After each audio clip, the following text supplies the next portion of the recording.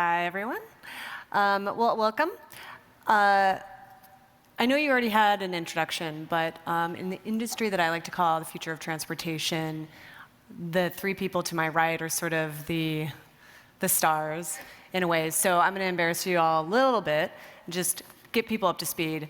So Reilly Brennan, general partner over at Trucks VC, but also has a really popular Future of Transportation newsletter that I love because links to all my stories, which is great. And and also is over at Stanford, right? Mm-hmm. Chris Urmson, CEO, co-founder of Aurora, but I think you were just called what the grandfather of self-driving cars. Did I hear that reference? You make things up all the time. Yeah. You've been working on them for a while, formerly at Google Self-Driving Project. And Laurie Yoler, who is a board member at Zoox, but really your expertise is as strategic advisor, board member, founding member of Tesla. You're helping companies through problems a lot, right? But also a background in computer science, right? Yeah, okay. Yes. So, Chris, I'm going to put you a little bit on the spot, just to kick things off. About 5 years ago, I want to say, I was at Google. I think we were doing a self-driving test in the Firefly. And you said when your son turned 16, yep, that you envision him taking an AV, autonomous vehicle into to school and around and not getting a driver's license. And if my math is correct, I think he's like 15, about to be 15. So yeah, is he going to be taking an autonomous vehicle to school in a year? Yeah, probably not. Okay. So I think it's pretty interesting, though. So if you look at where the state of the AV technology is, where state of AV technology is today, if you're in a certain suburb in Arizona, there's actually a chance you could get around in a self-driving car. And so I guess if we move to Chandler, there's a chance. I'm not sure if they would let us in the early rider program or not, but there's a chance that he could have been doing it. So not there, and maybe a little optimistic, but also not crazy off the mark in terms of timing. So, that just proves that Chris Urmson can't be trusted. Because he was the first hype man of autonomous vehicles to say that. Yeah, he started the hype, actually. Yeah, that's what happened. This guy, exactly. It's the sunglasses. Right. So what is taking so long, then? Why are you taking so long, Chris? Yeah, just not smart enough. Don't work hard enough. I think it's a hard problem, right? So when we think about self-driving technology, and really, when I use that word, I'm really thinking about driverless or fully self-driving vehicles. And it turns out it's a very broad and very complicated problem. We have all the technical challenges, and the hardest part of that really is thinking about and understanding the other actors on the road and reacting to them. And then we have all the challenges of actually integrating with industry, and that's kind of one of the reasons why we founded Aurora, was to try and find a model where we could work well with the established automotive industry. And then you have all the social and kind of political engagements that come along with working on a technology that's going to fundamentally shift such an important part of our society, which is how we get around and how the goods that we count on get around. So it's just this incredibly difficult, incredibly broad, but also incredibly important problem to work on. So Reilly, what do you think it's going to take to get there? I mean, you invest in a lot of companies that are working on this, Autonomy, Cruise, Starsky Robotics, a bunch in the space. So Chris just laid out a lot of, it's a complex problem. So what are the crucial points that these companies have to hit to get us to this point? Well, I think there's a reason to define, are you building a level 5 unstructured system that can go anywhere? And there's a certain set of timelines and challenges with that. Or are you picking specific level 4 areas that might be on-road or might be other incredible areas like farming or mining or construction, which do benefit a lot from AV technology and are more of a level 4. And so I tend to break the world up into those two buckets, and we have made some investments in the level 5 unstructured world. But I would say the primary thing we're doing today is going after those areas of credible value that are in the structured environments. And those timelines and I think the hard points you have to hit are quite different, actually. And I would agree with him entirely that the reality now that automotive CEOs that get up and say, hey, 4 years from now we're going to have an autonomous vehicle, the reality of those statements that were made 4 years ago or 5 years ago, those executives are now in Boca Raton playing golf, and they're no longer running those companies by design, right? They didn't really have to deliver on those promises because that's typically how long CEOs are kind of in their job. Now the people who are actually here, and it's about to be 2020 when everybody promised this, are a little bit more realistic, which is great. These are not problems that we're going to solve tomorrow, and anybody who says we're going to have overnight shifts to, parking lots are going to go away and all this stuff, are directionally correct, but they have the timing wrong by maybe an order of magnitude. So Laurie, is 2020 timeline, is that something that sounds more reasonable than previous estimates a few years ago when it was just right around the corner? Or do you think it's still farther out? The time estimates have shifted quite a bit. A lot of the large auto companies were saying 2025 and 2030. Some of the startups were more aggressive. And I think the exact year is not as exciting as are we moving forward and are we making progress, and are there significant companies that are both being funded or have significant vehicle programs that we're excited about. I'm excited that the large traditional car companies are finally moving to electric powertrains. I'm excited that they're adding more and more sensors and making their existing vehicles safe. And then I'm excited about the technologies that are available for fully autonomous companies to work on. And in Zoox's case, the company started a 5-year vehicle development program and is still on track to launch first commercial service in 2020 in their first city. So, and I'm guilty of this. I've written about the race to deploy commercial autonomous vehicles. And what I've come to the conclusion is that there's actually multiple races happening all the time. And so there's a ton of different business models. Chris, maybe, and then Laurie right after, could you both just describe Aurora business model, because I want the audience to really understand how different this is. I mean, you're all kind of racing, but you all have these competing business models. Yeah, we're kind of all running as fast as we can, but not necessarily to the same place, right? And so at Aurora, our mission is to deliver the benefits of self-driving technology safely, quickly, and broadly. And we thought really hard about that. First, we think safety is critically important, right? This is a new technology. It's a technology where people are going to have to trust their family with it, their mother with it, with their children with it. And so we need to make sure that we can deliver on the promise we're implicitly making to them by saying we'll get them from one place to another safely. And then quickly, because we look at 40,000 Americans killed every year, and we say that status quo is unacceptable. And anything we can do to move that forward by a year, that's 40,000 Americans and globally 1.25 million people that don't lose their lives. And so that's huge for us. And then broadly, it's about having an impact that matters, right? If we ship 5 cars or 10 cars or even 500 cars, that doesn't really matter. That's a drop in the bucket. We need to actually have impact. And so Aurora's model is focus on what we can do well, which is deliver the driver, and then work in partnership with existing OEMs that know how to make tens of millions of cars a year so that we can have the impact that I very deeply believe in with this technology and that our team believes in out in the world. So it's really deliver the message, deliver the technology through working with others. In Zoox's case, I would say the mission is the same, which is making the transportation much, much safer, get rid of congestion, go to cleaner drivetrains. So I think mission is similar. The difference is the Zoox fundamental belief was the shift to autonomous vehicles would be as significant as moving from the horse and carriage to a car.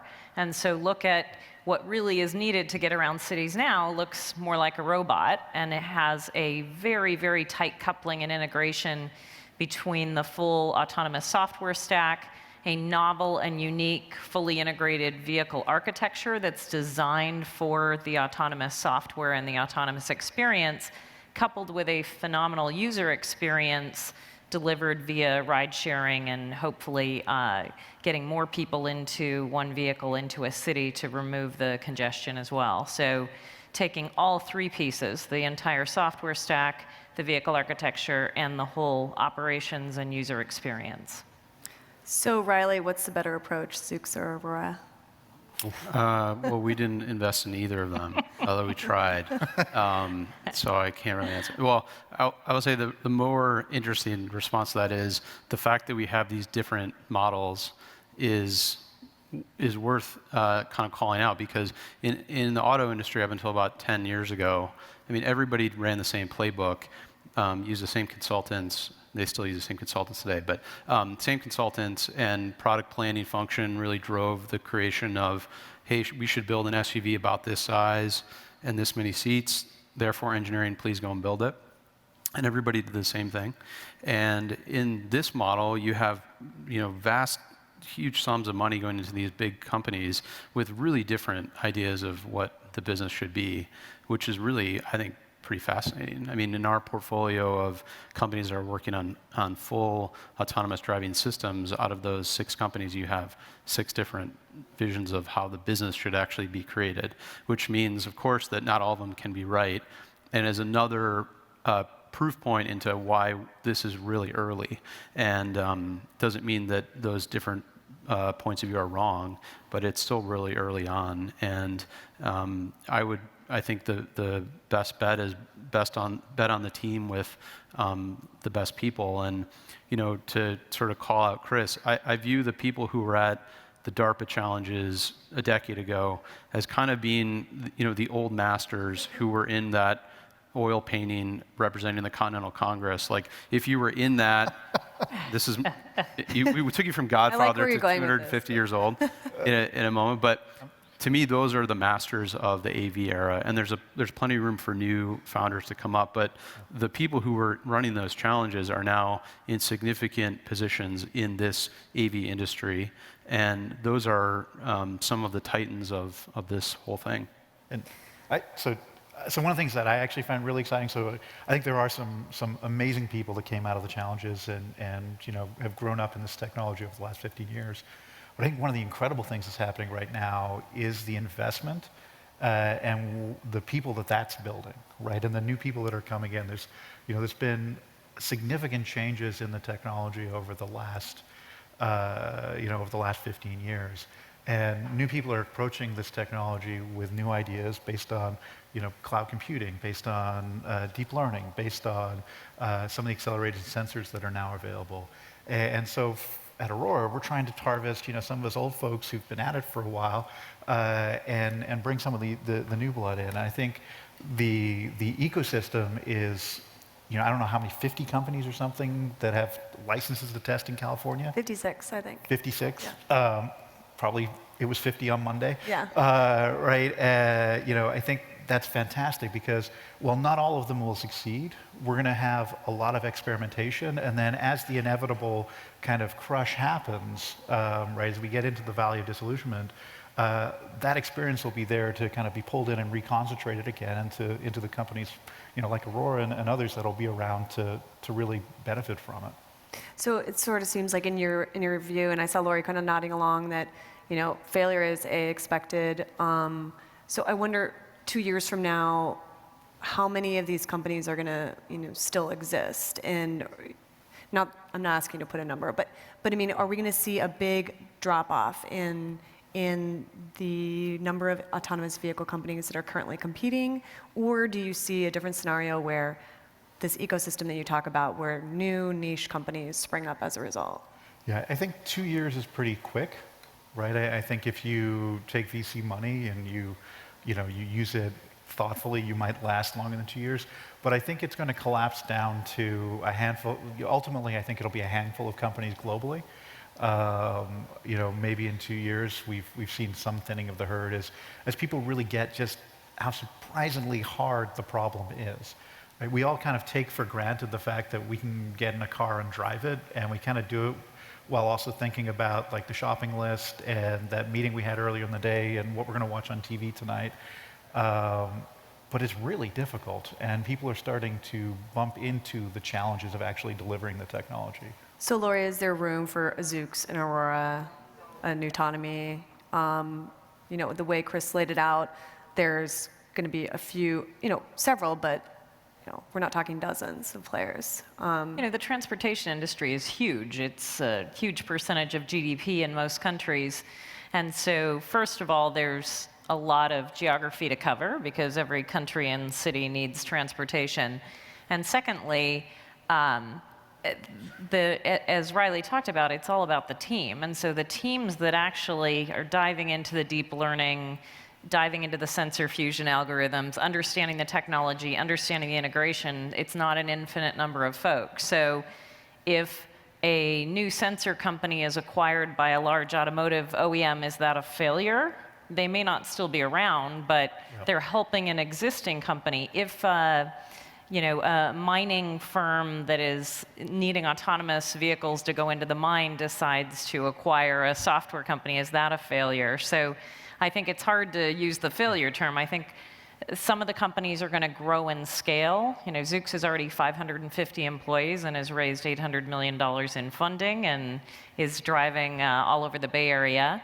I certainly hope they'll be around and are accelerating their path. I think Chris's long history, both at Google and at Aurora and at Carnegie Mellon, bodes well for him taking a company as far as he wants to take it. But I think in most of these industries, we're at the nascency, and we'll probably see at some point a consolidation or at least a lot of interesting partnerships that happen. But I think it's too early to say that we're going to see a quick consolidation in the next few years. One of the things maybe to put maybe a highlight on that is, the auto industry, the better performing auto companies eventually were able to sell products globally, and it's much simpler to sell products globally than it is to offer services globally. There are very few service models that are global businesses. You have some financial services, and you have maybe some fast food and stuff like that. But if you think about service model businesses, they're usually regional winners. And so my view of the companies that are really developing software and offering it is that there probably are these handful of regional winners. There might be 3 or 4 globally, and there still continue to be global product companies. The fascinating question for Zoox is they're actually trying to do both. They're trying to build the service on top of their own vehicle that they've designed from scratch, which is incredibly thoughtful around the notion of how do you repair the vehicle in the fleet. It goes 2 directions. You can swap a right side out for a left side. It's like a race car. So I'd love if you could talk a little bit about the sort of global versus regional aspirations of Zoox.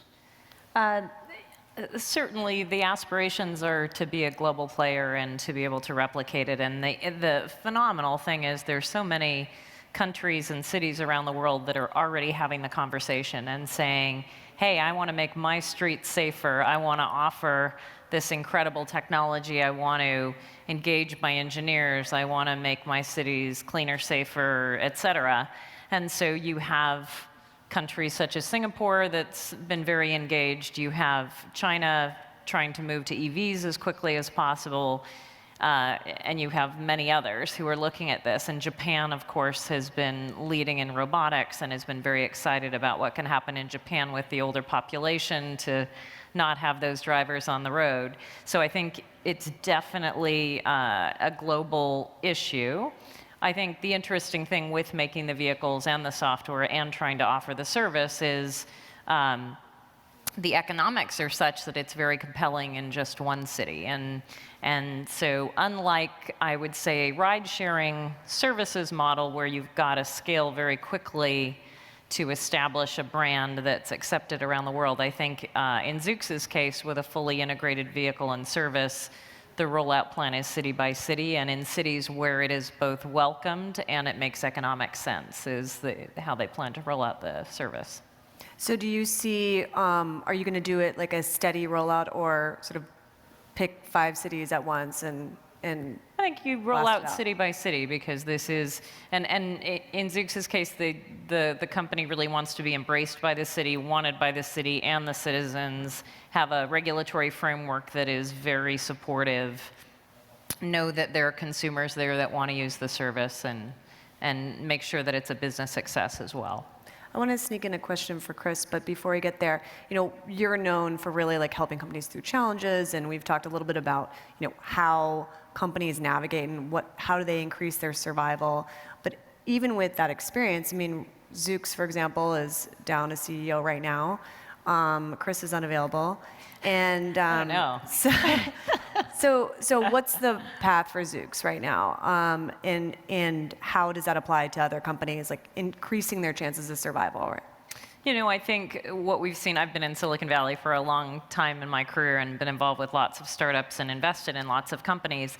And Zoox benefited from having a tremendous visionary CEO and co-founder in Jesse Levinson, who also has worked in vehicle technology and AI for much of his career at the Stanford Vehicle AI Lab.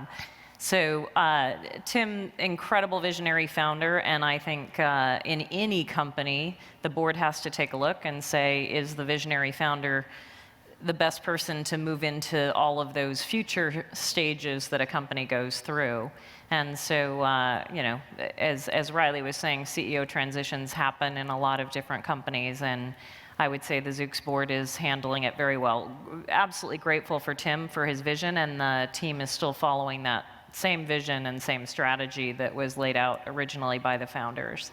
And we're very fortunate that Carl Bass, who was scaled Autodesk into a huge company, has stepped in as executive chair of the company and has tremendous experience in the areas that are really useful to the company going forward. But I think we see that in lots of different venture-funded companies, that the board's role is at every turn to say, do we have the right leadership team and management team in place to scale the company into the next era? Right. I mean, even when, Chris, when you left Google Self-Driving Project, people were like, what's going to happen now with that? So transitions definitely happen. What about your advice for sort of, what are you telling your company or the companies you're investing in terms of how to survive? Is it taking a specific approach or a geographic approach, or is there some other trick? From a survival perspective? Yeah. The premise of your question is that profitability the is bloom great. is off the rose for easy autonomous vehicle fundraising. Right. And I would say that our experience is that that many of our best companies had a hard time raising their Series A, because I feel that one of the things about the financing community here is that there's not a lot of time on task with funding autonomous vehicle and robotics companies. So you don't typically have a partner that's been doing this for 20 years like you do if we were putting together a social network or a SaaS company or something like that. So all of the best companies in our portfolio that have raised a Series A, it's been, an experience that they probably wouldn't want to go through again, which doesn't speak to, it speaks more to the pitching process than it does to the actual quality of the company. So what we tell them is when they go through that process, look at who has gone before you. They were also somewhat bruised by this experience, and they got through it. And so the first message is it's going to be tough to raise rounds when you're doing things in a new category. The second one is just on the operational side. Most of our companies that have problems aren't related to robotics. They're related to communications. And Laurie and I just spent the last couple of days chatting about this, that, of the better performing companies, those executive teams have a great communication with their investors and the employees and the outside world. And the ones that aren't performing well, you can see that that's one of the critical things. So getting them help there is really important, but sometimes it's kind of native to the CEO, frankly. Chris, I wanted to circle back really quickly. We were talking earlier about what Zoox's approach is and rolling out in cities, and you're doing more partnerships. So is there a max to the number of partners that Aurora can have? You're with Volkswagen, Byton, and Hyundai. Yeah. So is there a limit, or is it never ending? So I think in the long term, we would love to be a platform across the automotive industry. In the near term, we're a comparatively small company, and there's only so many partners we can actually work with effectively and make sure we deliver on our promise to them. And so, yeah, it's absolutely bounded. We don't have anything announced today, but we're very excited about the partners we're working with. Yeah, yeah. So we originally titled this, I think, Building the Car of Tomorrow Today. So I'm wondering what you all actually think that is, because right now it feels like scooters are the car of tomorrow. But Reilly, what is that? What does that look like? Well, to pick that apart a little bit, I think one of the interesting parts about those light electric vehicles, whether they're scooters or bikes, is that they actually come from a different supply chain than car companies, who are totally different set of suppliers, different cycle time to build the vehicle, different engineering process. Whereas, if you and I got together and wanted to put together a new light electric vehicle out of that supply chain, it could be 3 to 6 months, as opposed to 4 to 5 years for a vehicle. And those two worlds right now are very distinct, but I actually think that a couple years down the road, it's going to be quite complicated if you're running a service company in mobility that wants to take advantage of both of those supply chains, and you will have to have a lot of interesting partnerships or takeovers because of it, because they don't exactly build the same thing. So, Laurie? Yeah, and I think that it's exciting, as we were discussing, in micromobility, which is the last mile. So if you look at long distance telecommunications, you had the concept of last mile and the long haul, and I think you're going to see the same thing, and you already do in transportation. So I think there's a lot of innovation happening in micromobility, and the scooters are kind of an evolution of the Segway, which looked kind of dorky when you were on it, except if you were a mall cop. And so the scooters are kind of more a chicer way to get around in a city, and I think you're seeing innovation. And again, globally, you're seeing different micro-mobility modes being innovated on to do the last mile, and that's great. Lots of room for a lot of different players in the transportation ecosystem. Okay, Chris, you get the last. I get the last one. Yeah. I think what's exciting is we have no idea, right? I think that we are all working on technology that, again, is going to touch something so fundamental to our daily lives that, much like the way the car transformed society when we moved from bicycles and horses, to the way, frankly, the cell phone transformed society. I think we're looking at that kind of change, and no one could have really anticipated the rise of Uber or Airbnb, or the fact that I can see all the world's information on my phone at any given moment, and I can't live without it now. And right, I think the same is going to be true when we drop the cost of transportation by somewhere by a factor of 5 to 10, and we improve the safety of it dramatically. That impact will be profound, and I think it will lead to all kinds of new and interesting products and vehicles on the road. Great, thank you. Well, thank you so much for coming today. thanks, Kirsten. Thank you. All right, Thank thanks. you. It's fun.